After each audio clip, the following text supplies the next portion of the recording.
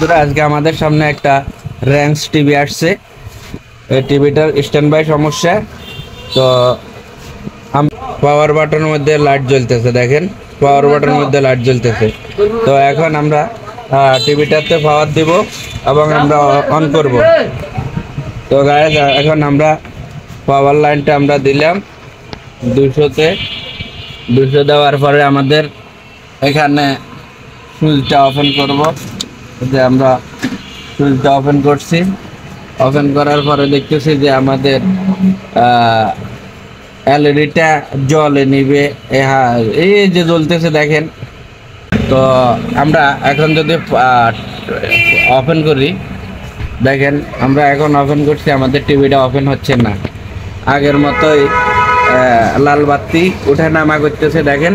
তো এখন আমরা এই স্ট্যান্ড বাই সমস্যাটা আমরা সলভ করব এবং সমস্যাটা সমাধান করে আপনাদেরকে দেখাবো। তো চলুন বন্ধুরা, আপনারা ভিডিওটা দেখতে থাকুন। আমরা এখন টিভিটা খুলতেছি।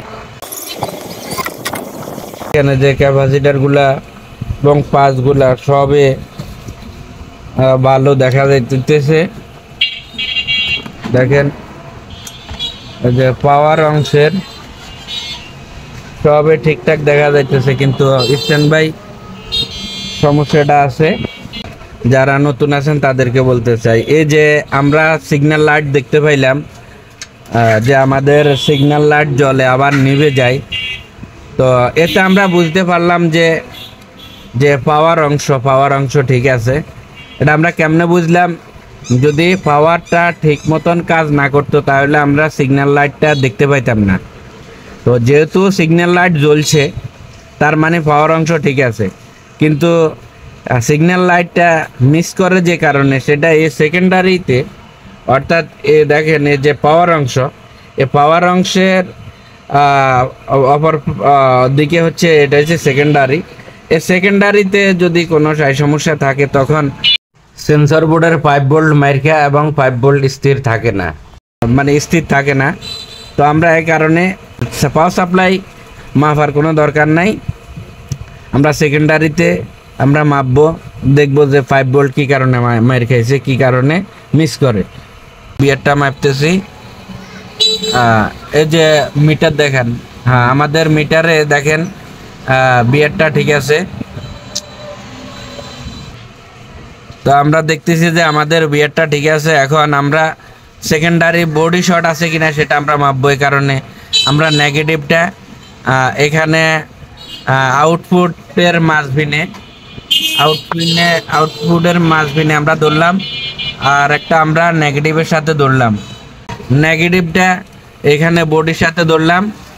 এই যে আমরা বডির সাথে লাগালাম, লাগানোর পরে এখন এই যে আমরা মিটারটা এখন আমরা 250-তে দিব। এই যে মিটারটা আমরা এখন 250-তে দিলাম। দেওয়ার পরে এখন আমরা বিপজিটিভটা মাপবো। এই যে আমরা বিপজিটিভ বোল্টটাতে আমরা ধরলাম। এখন আমরা পাওয়ার লাইনটা দিব। পাওয়ার লাইনটা দিয়ে দেখবো যে আমাদের প্রবলেমটা কি। এই মিটারে ধরে রাখেন।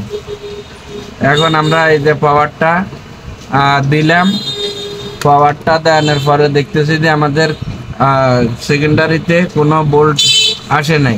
ভার্টিক্যালে ধরছি যে আমাদের এখানে কোনো বোল্ট নাই। এরপরে আমরা 5 ভোল্টে দেখবো আমাদের কোনো, যে 10-এ দিলাম। এখন আমরা মেমোরি আইসির মধ্যে দিলাম, তা আমাদের দেখেন আধা ভোল্ট আছে। তো বন্ধুরা, অবশেষে আমরা ভোল্টেজটা সার্কিটের মধ্যে আনতে সক্ষম হয়েছি। তো এখন আপনাদেরকে ভোল্টেজটা মেপে আপনাদেরকে দেখাবো। তো দেখেন আমরা এখন ভোল্টেজ মাপতেছি। নিউট্রালটা বডির সাথে রাখলাম, আমাদের মিটারটা 50-এ রাখলাম। 50-এ রাখা অবস্থা আপনি দেখেছেন, দেখতেছেন যে আমাদের 5 ভোল্টের সেন্সরটা জ্বলতেছে। এখন আমরা মেমোরি আইসির মধ্যে 5 ভোল্ট মাপতেছি, দেখেন আমাদের 5 ভোল্ট আছে। এই যে মেমোরি আইসির মধ্যে আমরা ধরলাম যে আমাদের 5 ভোল্ট আছে, দেখেন। এরপরে আমরা সেন্সরের মধ্যে 5 ভোল্ট পাইলাম।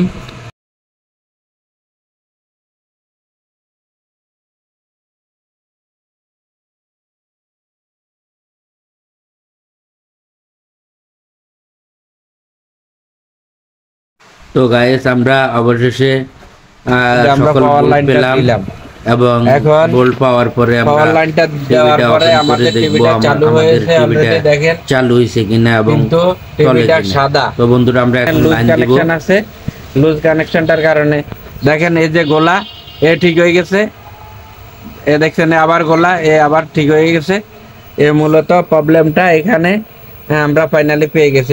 অবশেষে গাইস এখন আমরা ঠিক করে দেখাইতেছি।